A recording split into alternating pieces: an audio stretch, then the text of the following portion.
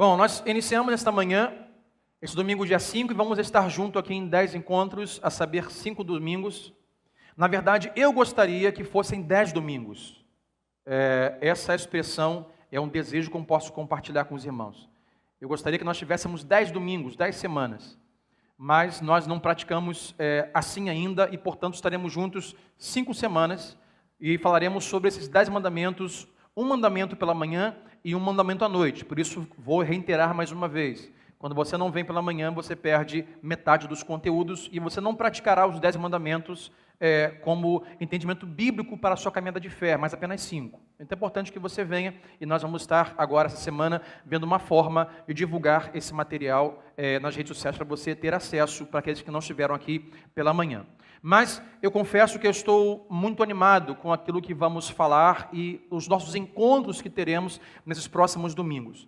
Essa semana eu pensava assim, bom, eu acho que já está na hora de tirar a barba e tal, e perguntaram assim a barba, eu falei, bom, já que vamos falar sobre os 10 mandamentos, deixa a barba aqui, né? Ela, 5 semanas vai crescer um pouco mais, se fossem 10 semanas seria excelente, porque estaria a barba bem mosaica, né?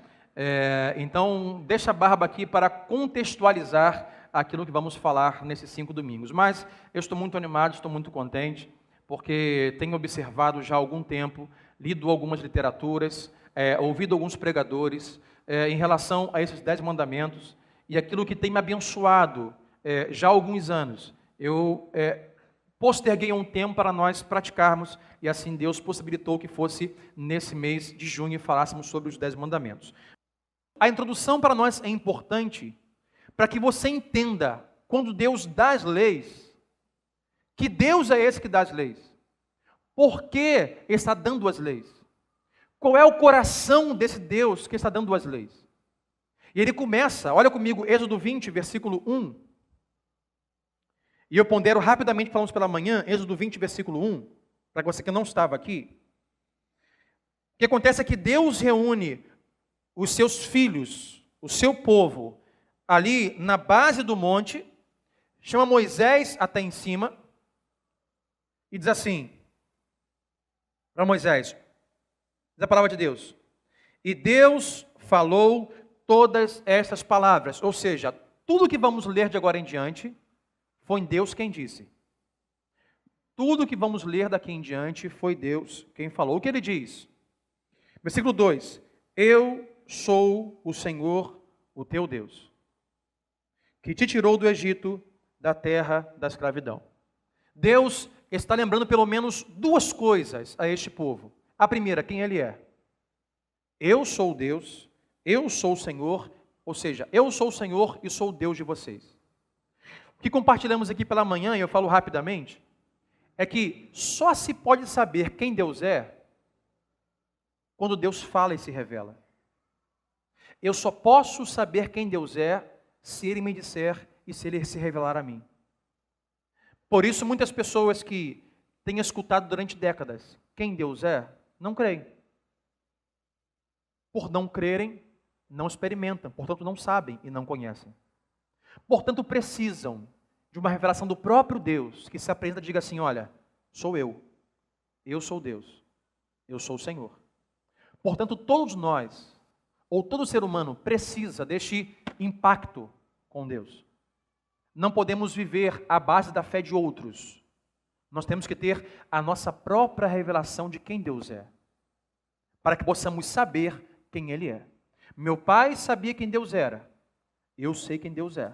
Os meus filhos só vão saber quem Deus é quando Deus se revelar de verdade a eles. Os meus netos, a mesma coisa. Deus diz, eu sou o Senhor, o seu Deus. É Ele quem diz, saibam disso. E a segunda coisa que Ele diz é, eu já tirei vocês do Egito, da terra da escravidão.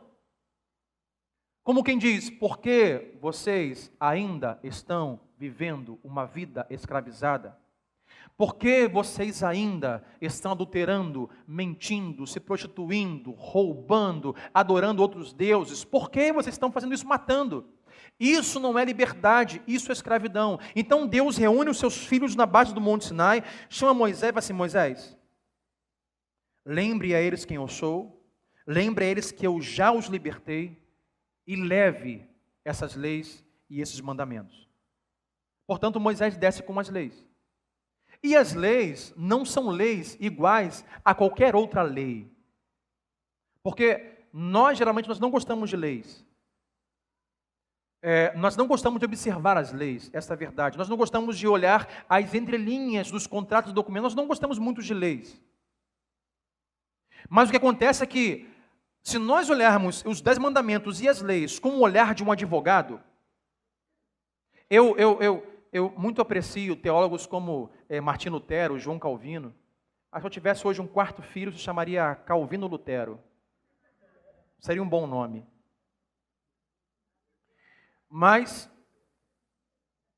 muitas vezes, ao lê-los, eu também percebi que nós corremos o risco de olhar também as leis como um advogado olha as leis, sem nos preocuparmos com o coração daquele que escreveu as leis. Eu quero que você comece a pensar comigo, irmãos, nessa noite, vamos ao segundo mandamento, e como falamos pela manhã, que as leis que são dadas por um pai amoroso. Porque as leis sempre existiram. No Egito, enquanto o povo de Deus vivia no Egito, lá também tinham leis. Faraó também tinha suas leis. Só que a diferença é que as leis de Faraó não traziam vida para o povo judeu. As leis de Faraó matavam e escravizavam o povo judeu. Então não é simplesmente olhar como se fosse uma lei, é olhar quem está escrevendo, o coração de quem está escrevendo. Portanto, se nós fizermos uma dicotomia e separarmos a lei escrita do coração de quem as escreveu, nós não vamos entender os 10 mandamentos. É por isso que estamos aqui, esses 5 domingos, para entendermos o que são os 10 mandamentos. Mais na frente, no Novo Testamento, os fariseus estão olhando as leis, os mandamentos, sem olhar o coração daquele que escreveu. Portanto, os fariseus, eles cumprem a lei, obedecem à lei, amam as leis, mas não amam o Senhor que as escreveu. E aqui estamos diante de leis que um pai amoroso que escreve. Se você tem filhos como eu tenho filhos, nós constantemente fazemos o que Deus fez aqui em Êxodo 20, que é a chamada reunião de família, não é assim? Todos no sofá, vamos conversar. E constantemente chamamos nossos filhos e dizemos, cara, você tem que parar com isso. Ó, tem que terminar o seu 2º grau. Nessa você fala para os seus filhos, tem que parar de beber, tem que parar de fumar, tem que parar de se prostituir, tem que parar com essa vida que você tem, cara. Você tem que terminar a sua escola, tem que largar isso, tem que melhorar, você tem que ser alguém na vida.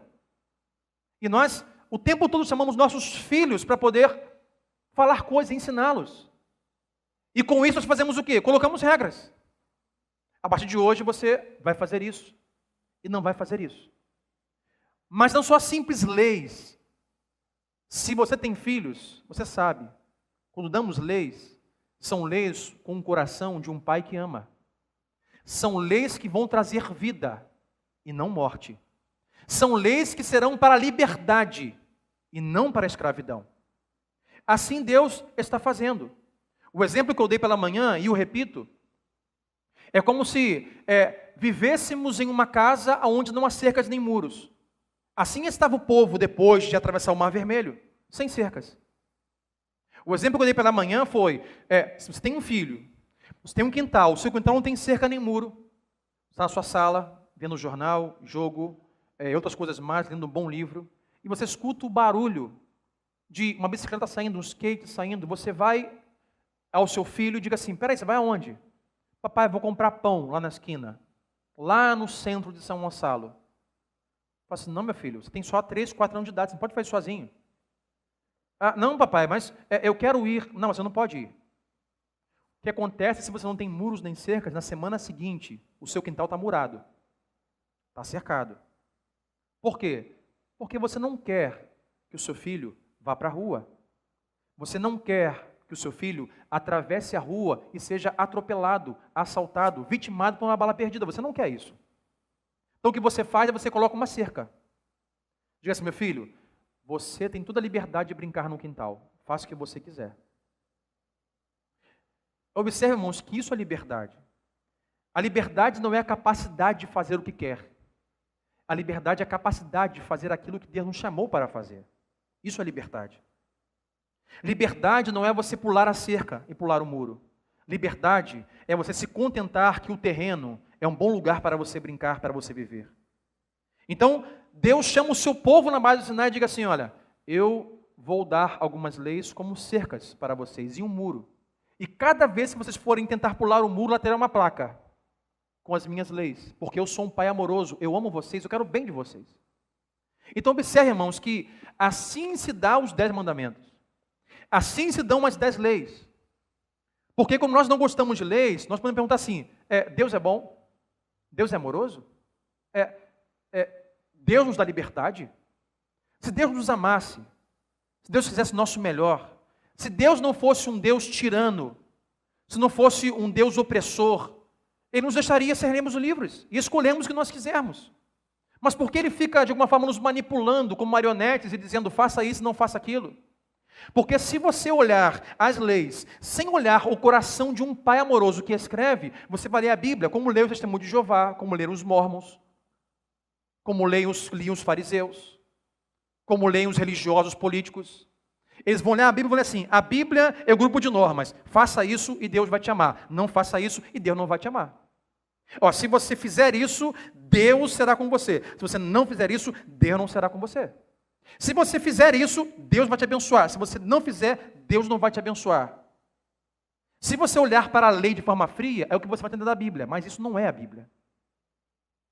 O contexto dos 10 mandamentos é um Deus que já amou o seu povo, um Deus que já adotou para si o seu povo, um Deus que já libertou o seu povo, um Deus que já resgatou o seu povo da escravidão de morte do Egito, colocou em liberdade. Então Deus dá leis, mas não para que caso eles obedeçam, se sintam amados e adotados e libertos, não. Deus, mesmo antes de obedecer às leis, Deus já os havia amado, libertado, adotado e comprado. Então as leis não é, se você obedecer, Deus vai te amar. Não é, Deus já te amou, Ele já te comprou, já te adotou. Então por amor, obedeça, porque isso é vida para você. E as leis sempre nos apontam para Jesus. Porque, não sei quanto tempo você está aqui nesta congregação, mas aqui nós temos uma ideia bíblica, uma teologia que é, toda a Bíblia é sobre Jesus. Toda a Bíblia é sobre Jesus. Toda a história de criação, escravidão, redenção, era profética, tudo é por causa de Jesus. A Bíblia fala sobre Jesus, anuncia Jesus, mostra Jesus, profetiza Jesus e culmina na sua encarnação e na sua volta. Tudo é sobre Jesus. E quando nós olhamos as leis também nos trazem o seguinte entendimento: que as leis não podem nos salvar e nós não podemos nos salvar. Sabe por quê? Porque nós não conseguimos ser perfeitos diante das leis. Mas pastor, se Deus sabia que o homem seria incapaz de obedecer a lei 100%, por que as deu? As leis também servem para nos mostrar. Assim como o povo não se salvou, mas Deus os salvou da escravidão. O povo não se libertou porque não tinha condições. Deus os libertou e os resgatou. Assim também as leis nos apontam para Jesus e nos lembram, porque Jesus lá em Lucas 24, 44, se não me engano, diz assim, olha, teria que se cumprir tudo que Moisés e os profetas disseram sobre mim na lei. Então a lei é sobre Jesus. E nós olhamos as leis, e quanto mais olhamos para as leis, mais nós nos prostramos e dizemos, Deus, eu não tenho como me salvar. Deus, eu não tenho como ser fiel e obediente ao nível que Deus requer diante da sua santidade. Nós precisamos de um libertador. Nós precisamos de um salvador. E Deus reúne os seus filhos e dá as suas leis. E vamos à primeira lei que fomos pela manhã, versículo 3, assim, diga a eles, Êxodo 20, versículo 3, não terás outros deuses diante de mim. Eles estavam vivendo como se fossem seus próprios deuses, estavam vivendo como se os outros fossem os seus deuses, eles faziam o que queriam, eles se prejudicavam o seu próximo. Deus reúne os seus filhos assim, meus filhos, vocês estão se prejudicando e prejudicando os seus irmãozinhos. Portanto, vou te dar algumas normas para que vocês vivam. e não sejam escravos das suas práticas. E Deus diz, olha, Moisés, diga para eles que eles não são Deus, que os seus pais não são Deus, que os seus amigos não são Deus, mas que há um só Deus, que sou eu. Portanto, me tenham como único Deus na vida deles. E falamos sobre isso pela manhã. E vamos ao segundo mandamento agora. Versículo 4, 5 e 6. Além de não ter um Deus, e pela manhã falamos sobre o Deus funcional e Deus real, Deus fala assim, versículo 4, não farás para ti nenhum ídolo, nenhuma imagem de qualquer coisa no céu, na terra ou nas águas debaixo da terra, e não te prostrarás diante deles, nem lhe prestarás culto. Atente à palavra culto. Porque eu, o Senhor, o teu Deus, sou Deus zeloso e castigo os filhos pelos pecados de seus pais até a 3ª e 4ª geração daqueles que me desprezam, mas trato com bondade até 1000 gerações aos que me amam e obedecem aos meus mandamentos. Para nós aqui, irmãos, fica já a seguinte dinâmica. A pergunta que fica para nós, já nesta manhã, nesta noite, não é se nós temos adorado, mas que você tenha, com esse texto, com a palavra de Deus, que nós fomos criados para adorar. Portanto, nós adoramos o tempo todo. A pergunta não é se nós temos adorado, mas a pergunta é a quem e o que nós temos adorado, porque nós estamos sempre adorando. Aqui ficou para nós a palavra culto. A nossa vida cotidiana tem uma dinâmica e uma prática de adoração e de culto. A nossa cultura é uma cultura que nos leva sempre à adoração e culto, porque isso faz parte de nós.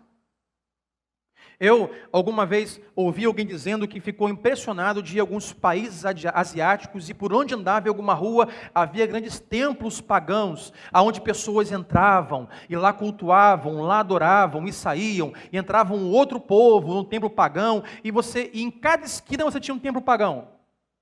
Eu pensei, a nossa cultura é diferente? Não. Os nossos templos pagãos são outros. Nós é que chamamos de shopping, é só um exemplo. Então pessoas se realizam, milhares de pessoas se dirigem aos shoppings. Não é pecado ir ao shopping, eu vou ao shopping.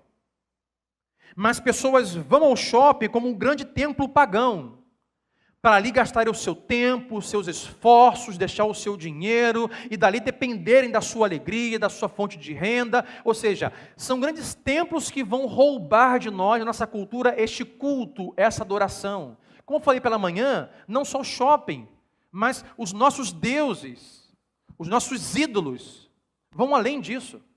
Podem ser os nossos filhos, podem ser um artista, podem ser uma pessoa, pode ser um casamento, pode ser a profissão, pode ser o trabalho. Nós estamos cultuando e adorando o tempo todo. Nós estamos o tempo todo procurando o que chamamos nessa noite de nosso Salvador funcional. Pela manhã nós falamos sobre o Deus funcional e hoje nós falamos sobre os nossos salvadores funcionais. Porque, como eu disse, nós precisamos que alguém nos salve. E quando nós não temos a Cristo como o único Senhor da nossa vida, e fazemos outros ídolos, nós podemos olhar para outras pessoas com um olhar, com a expectativa de que de alguma forma esta pessoa ou este objeto nos salve. Então nós colocamos nele a nossa fé e esperamos que ele nos salve. Nós estamos agora prestes a ter novas eleições. Nossa prefeitura, vereadores. E quantas não foram as vezes que nós colocamos em políticos a esperança de nos salvar? Pela manhã eu falei quantas mulheres solteiras colocam em um galã que chega, cheiroso e bonito, a expectativa de ele ser o seu salvador. E nós estamos sempre procurando algo que nos salve, algo que nos ajude. Isso passa a ser um culto, uma adoração. E o que acontece é que todos os ídolos mentem. Todos os ídolos prometem coisas que não podem cumprir. E nós nos apegamos ao álcool. e pedimos que o álcool nos salve. E o álcool é a nossa escravidão. Eu espero que o álcool me faça me sentir melhor, que o álcool me faça esquecer o passado. O que acontece é que o álcool chama você e diz, olha, se você beber toda a minha garrafa, você vai esquecer o que aconteceu, você vai ser uma nova pessoa. O que acontece é que o efeito do álcool passa e você está de novo na mesma fase. As drogas te convidam e digam assim, olha, se você participar disso, eu vou te salvar, você não vai mais viver o que você vivia. O que acontece é que nós nos frustramos. Quantos políticos hoje, nós dizemos assim, caramba, eu vejo nas redes sociais direto isso, né? A foto lá do fulano jovem aqui do Rio, poxa, eu marchei com esse cara, eu pintei a cara com esse cara.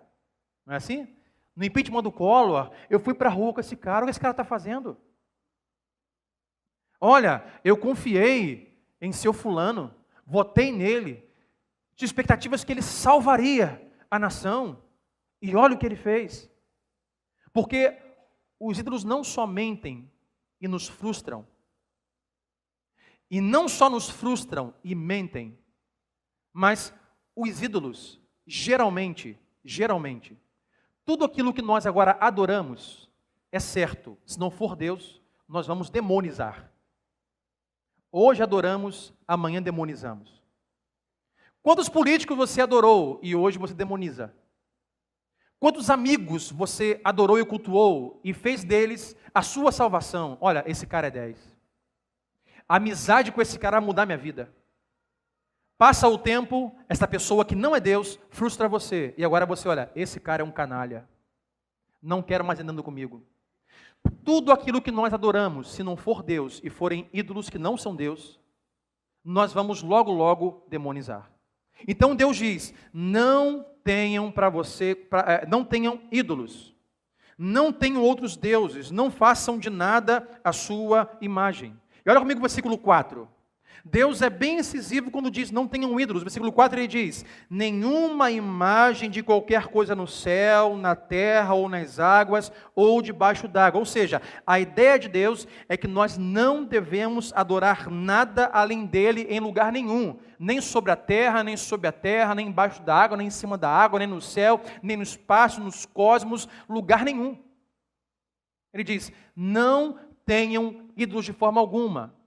Aí nós podemos olhar para o Antigo Testamento e dizer assim, pastor, eu não tenho na minha casa imagem de escultura. Eu não tenho um ídolo lá de santo fulano de tal, nem santa fulano de tal. Eu não tenho no meu carro uma figa pendurada. Eu não tenho um pé de coelho. Eu não adoro ídolos, pastor, eu sirvo ao Senhor. Sim, o povo também dizia, se perguntasse, quem é o seu Deus? Eu diria, o meu Deus é o Senhor. Mas estavam roubando, mentindo, se prostituindo e já praticando o desejo e catando ouro para fazer um grande bezerro de ouro. E Deus está olhando para os seus filhos, está amando os seus filhos, e está dando aos seus filhos leis e mandamentos, para que sejam libertos daquilo que estão vivendo em escravidão. Isso é muito perigoso, irmãos, porque pode parecer estranho, mas até mesmo aquilo que se coloca no lugar de nos aproximar mais de Deus, se não for a própria Trindade, a sua palavra, também é idolatria. Você pode, pastor, mas quando eu pratico isso, eu me sinto mais perto de Deus. Se não for o próprio Deus, se a sua palavra é idolatria. Pastor, quando eu escuto a música da irmã fulana de tal, olha, aquilo me faz me chegar para perto de Deus e ter experiências transcendentais, espirituais com Deus. Porque quando eu escuto a cantora X, quando eu ouço o ministério X, quando eu escuto o pastor tal pregar, aquilo me leva a um patamar de espiritualidade, eu experimento a glória de Deus. Idolatria. Idolatria. Tudo que está fora de Deus, para te dar experiências, para te dar proximidade, se não for a Trindade e a palavra, é idolatria. E há muitas pessoas que idolatram cantores, pastores e artistas. Pastor, eu não ouço música secular. Só ouço o ministério tal. Mas de uma forma que idolatra. É a mesma coisa. Pastor, eu não sei quem é Beyoncé, Justin Bieber, MC A, MC B, mas agora, há uns cantores que eu escuto, pastor, que eu sinto um negócio, uma experiência com Deus, e isso, pastor, só acontece quando eu escuto essa irmã cantando. Idolatria. Idolatria. Tudo que nos leva a uma experiência com Deus, nos aproxima de Deus, se não for Deus e a sua palavra, é idolatria. Quer ficar mais próximo de Deus? Quer experimentar mais de Deus? Ore e leia a Bíblia. Sei lá, irmão, você tremer, você rodopiar, você balançar, meu irmão, se é você e Deus, aí é você e Deus. Agora, não faça de pessoas, cantores, pastores e ministérios os seus ídolos. Isso acontece quando eu escuto fulano pregar e quando eu escuto fulano cantar. É idolatria. Tem algumas pessoas que estão ouvindo Justin Bieber e não estão idolatrando Justin Bieber. Mas também há muitas que estão idolatrando Justin Bieber, Beyoncé, MC Biel e por aí vai. Eu sei das paradas, irmão. Tô parado. Irmãos, nós não precisamos ter imagens em casa. A Bíblia diz, nada que anda, que se rasteja, que nada embaixo da água, em cima do céu, nem a anjo. Lembra do anjo? O anjo se apresenta a João e João se prostra e adora. O anjo fala, levanta meu filho, por favor.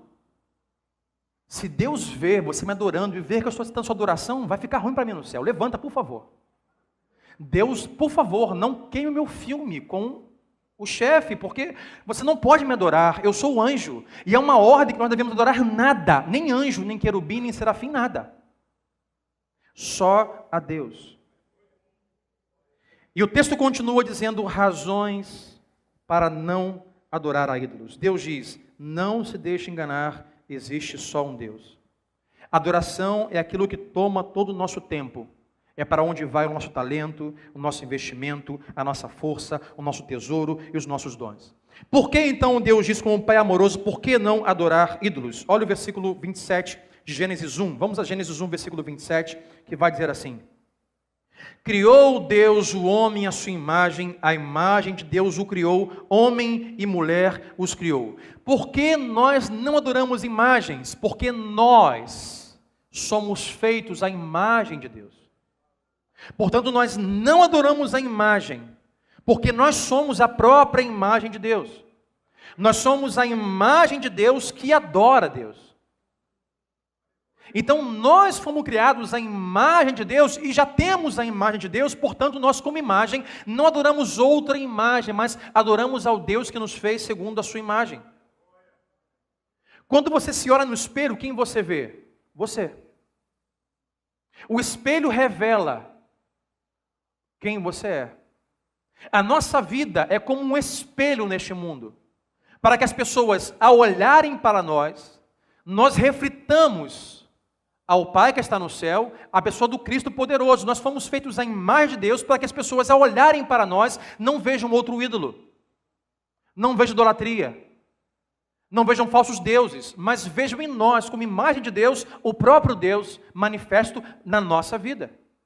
Então, se nós não adoramos ídolos, não adoramos imagem, porque somos a própria imagem de Deus, nós não devemos adorar ídolos, porque somos a imagem de Deus, e o objeto da nossa adoração é o próprio Cristo. Olhe comigo em Colossenses 1, versículo 15 e 16. Colossenses 1, versículo 15 e 16. Paulo está dizendo à igreja em Colosso sobre a figura de Cristo, quem Ele é. Colossenses 1, 15 a 17 vai dizer assim, Ele, quem? Jesus, a imagem do Deus invisível, o primogênito de toda a criação, pois nele foram criadas todas as coisas no céu e na terra, as visíveis e as invisíveis, sejam tronos ou soberanias, poderes ou autoridades. Todas as coisas foram criadas por Ele e para Ele. Ele é antes de todas as coisas e nele tudo subsiste. Então, quem é o objeto da nossa adoração? Jesus. Porque se nós formos buscar um objeto, algo para nós adorarmos, e através disso adorarmos a Deus, Não será aquele cantor, não será aquele pregador, não será o shopping, não será o meu casamento, não serão os meus filhos, não serão as minhas posses, mas nós adoramos a Deus e temos como objeto de adoração a pessoa do Cristo. Paulo vai dizer, Jesus Cristo é a imagem do Deus invisível. Nós não adoramos coisas criadas, sabe por quê? Porque tudo foi criado por Ele.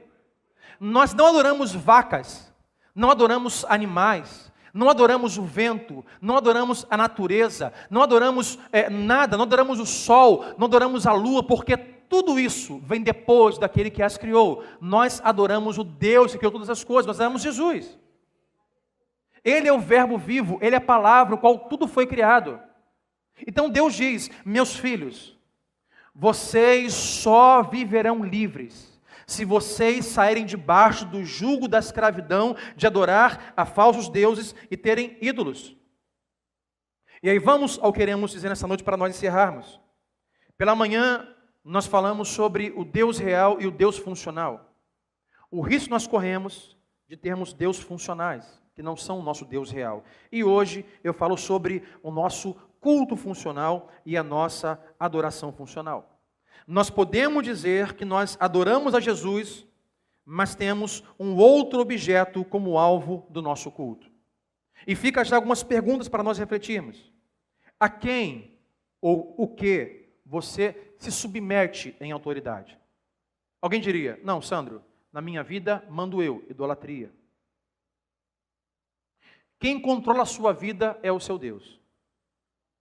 Quem orienta a sua caminhada é o seu Deus. Não, mas o fulano de tal, o ídolo tal, a imagem tal, o pregador tal, o cantor tal, ninguém rege a minha vida. Eu rejo a minha vida. Idolatria, você não é Deus. Quem ou o que você se submete em autoridade? Quem é a autoridade da sua vida? Para onde tem ido o seu tempo? Para onde tem ido o seu dinheiro? No que você está colocando o seu coração? Porque isso é um anúncio de que é o seu culto funcional. Estamos aqui nessa noite de domingo, prestando culto ao Senhor, mas amanhã vamos estar em casa, no trabalho, na faculdade. E muitos ídolos vão nos convidar a serem os nossos deuses, os nossos ídolos, a nós prestarmos a eles cultos, para que eles nos salvem e seja a nossa adoração funcional. E os ídolos, diferente de Deus, eles não são ciumentos, mas são tolerantes. Nós falamos esta manhã que Deus é um Deus ciumento. Ele não compartilha a sua noiva com ninguém. A aliança que ele tem com a sua noiva, com o seu povo, é uma aliança preservada. Nem outro marido é bem-vindo. Portanto, não há outros deuses, há um só marido. Da mesma forma, os ídolos, eles são tolerantes, não são exigentes. Os ídolos não vão estar preocupados se você, além dele, tem outro ídolo. Eles não vão ficar preocupados se você, além dele, você presta culto a outra pessoa, porque para eles tanto faz. O que eles querem, o que o diabo quer atrás de cada ídolo, é aprisionar as pessoas. Já Deus não. Deus não tem prazer em aprisionar e em escravizar ninguém. Deus tem prazer em salvar e libertar pessoas. E portanto, quando ele diz, não tenha ídolos, está dizendo, ao contrário dos ídolos, eu sou exigente. Eu sou ciumento. Eu não posso dividir você com ninguém. Irmãos, eu não gostaria, no meu casamento, que a minha esposa tivesse flertes com os namorados do segundo ano do terceiro grau. E pegasse ela constantemente no zap, com fulano A, que ela namorou quando tinha 13 anos de idade. Isso me irritaria muito, viu, esposa? Nós não toleramos coisas assim.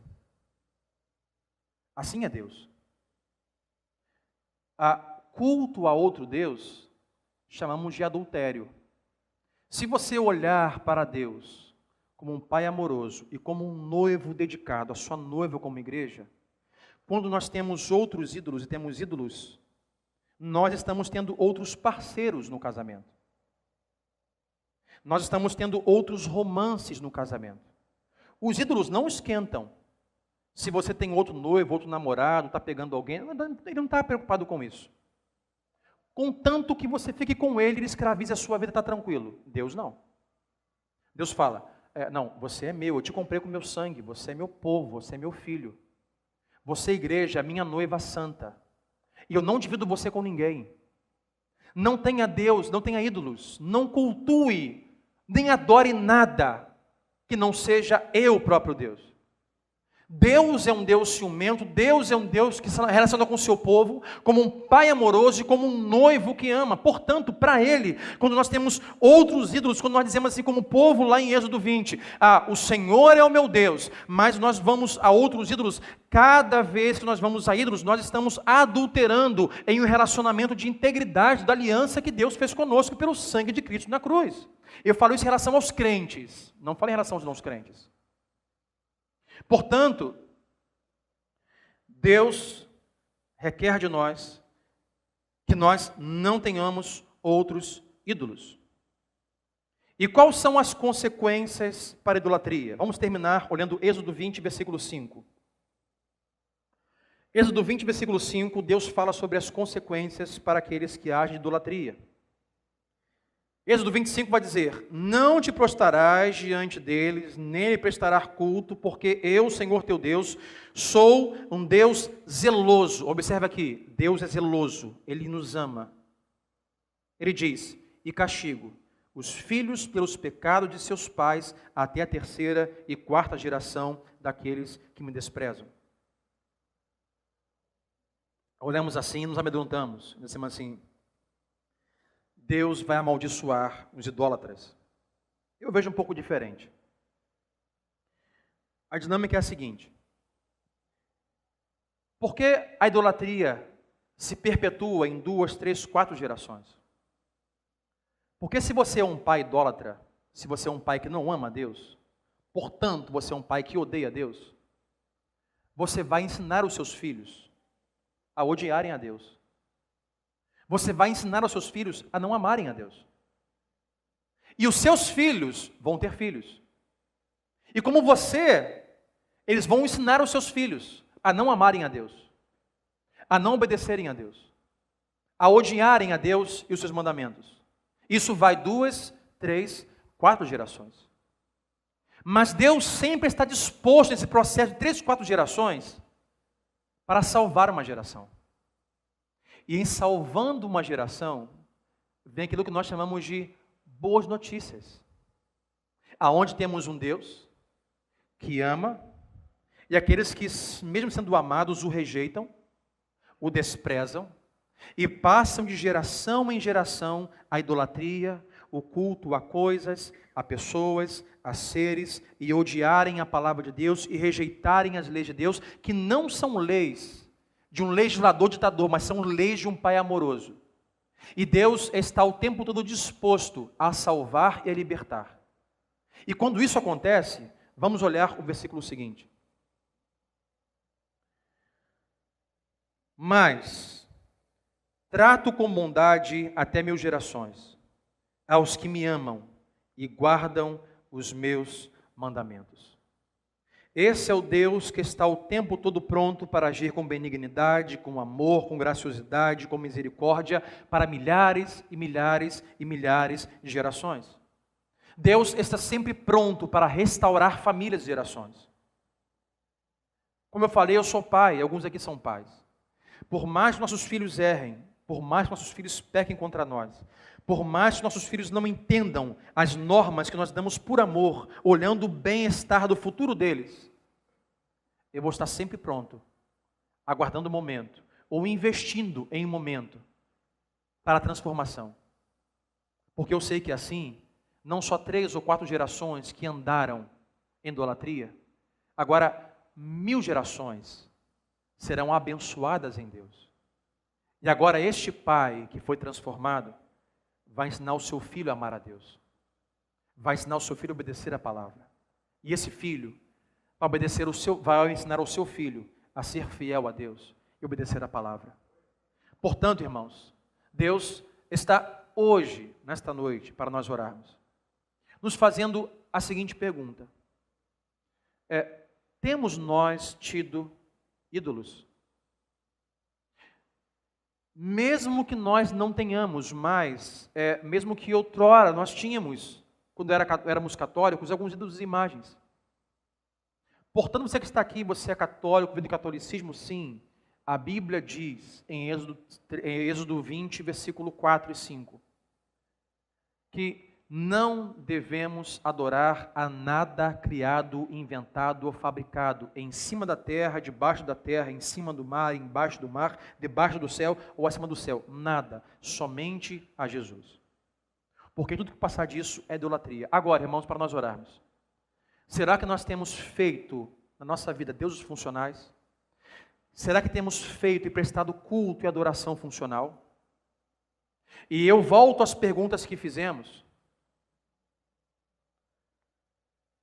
Eu quero ajudar você esta noite a você descobrir se você está prestando algum culto funcional que você não deve prestar. E eu faço 3 perguntas.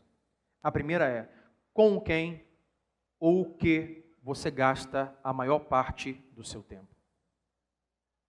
O que consome as suas energias? O que tem feito você investir tempo?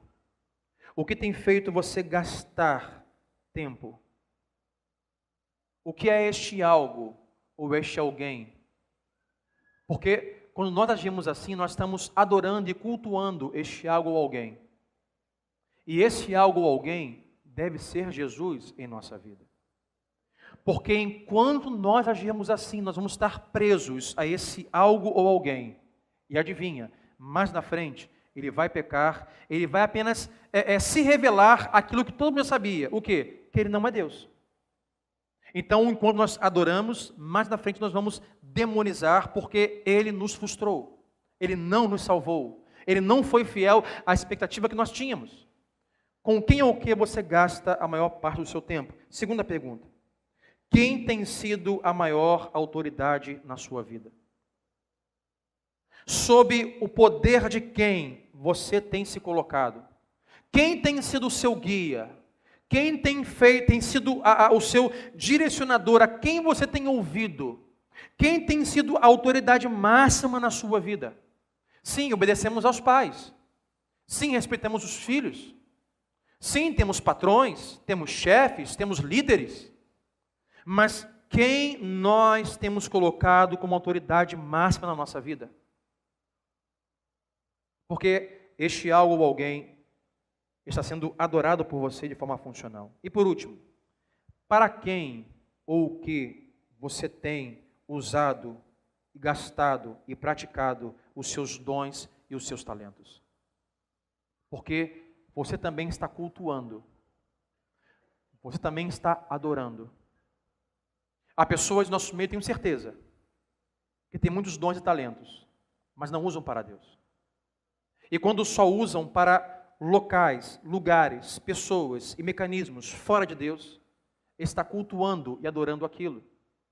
Deus nos deu capacidade, dons e talentos para livremente o servir. Como eu disse, liberdade não é a capacidade de fazer o que quiser. Liberdade é a capacidade de fazer aquilo que Deus nos fez para realizar e nos comprou com o seu sangue para fazer. Isso é viver livre. Livre das amarras, das opressões, da economia, da cultura. Livre dessa manipulação hoje em dia, da beleza, do culto ao corpo, do dinheiro, do poder, da riqueza, do desvio, do sucesso. Aonde nós estamos empregando os nossos dons e talentos? Isso não quer dizer que você não use dons e talentos para você servir ao seu patrão, não é isso. Servir ao seu pai. Mas muitas pessoas estão investindo o seu tempo, o seu dinheiro, os seus dons e talentos em muitos lugares, a muitas pessoas e a muitos objetos que não são Deus. Portanto, isso é idolatria. E quando nós olhamos a idolatria, nós temos como um ato de mácula, de adultério contra um noivo e contra um pai amoroso que nos ama. E as leis é para que você viva de forma livre e não seja escravizado pelo pecado, nem pelo mundo, nem pelo trabalho, nem pela profissão, nem por nada, mas vida livre. Fomos libertos para viver livre. E liberdade só existe em Jesus. Vamos orar, fique em pé comigo nesta noite. Coloca a mão no seu coração. Enquanto vêm os diáconos, os músicos se aproximam.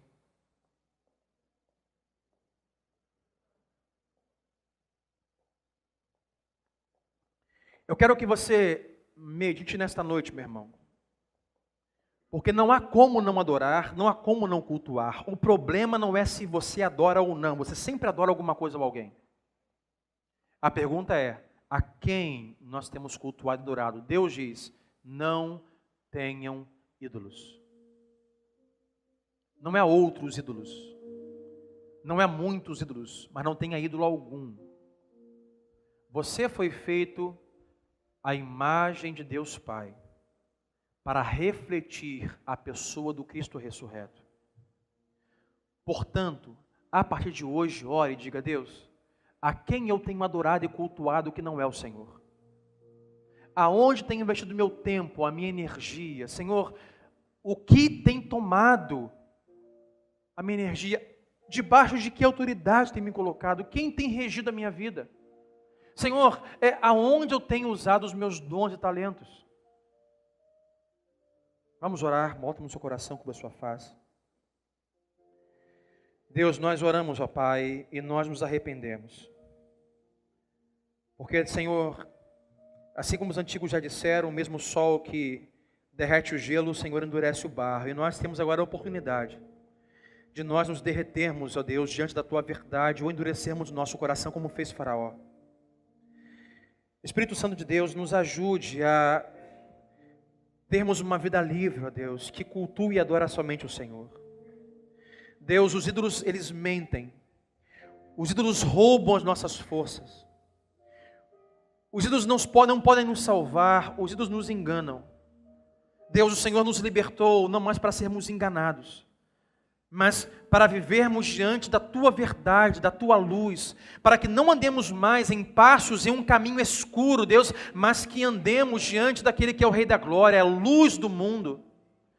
Diz o salmista, luz para os meus pés, luz para os meus caminhos, lâmpada para os meus pés, é o Senhor, é a Tua palavra. Deus, nessa noite, ilumina os nossos passos. Deus, que gastemos o nosso tempo, que gastemos os nossos dons, que nos coloquemos debaixo da autoridade do Senhor, e nada nem ninguém seja o objeto do nosso culto e da nossa adoração. Que não digamos como os antigos, como aqueles que estavam no Êxodo, Deus, nós adoramos ao Senhor, mas nós vamos ali cultuar aquela pessoa, nós vamos ali cultuar aquela economia, vamos ali cultuar aquela roupa, vamos, Senhor, cultuar aquela cultura, vamos cultuar aquela profissão, vamos cultuar os bens, vamos cultuar o sucesso, a provisão, o poder. O Senhor não se agrada, Pai. E assim, Senhor, como os pais humanos padecem e sofrem quando veem os seus filhos, Senhor, não escutando leis e mandamentos de um pai amoroso, e por isso seus pais estão vendo os seus filhos se perdendo, morrendo, se prejudicando, e um futuro, ó Deus, escuro, os pais estão vendo, e estão, ó Deus, se entristecendo. Assim é o Senhor. O Senhor tem um coração pronto para amar os teus filhos, e todas as vezes que nós fazemos de outro ou de alguém um ídolo, e cultuamos e adoramos, o Senhor se entristece.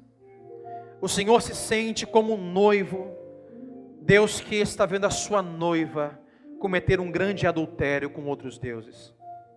Então nesta noite, Pai, ao pegarmos o pão e o cálice, que haja reflexão, Senhor, em nosso coração e mente.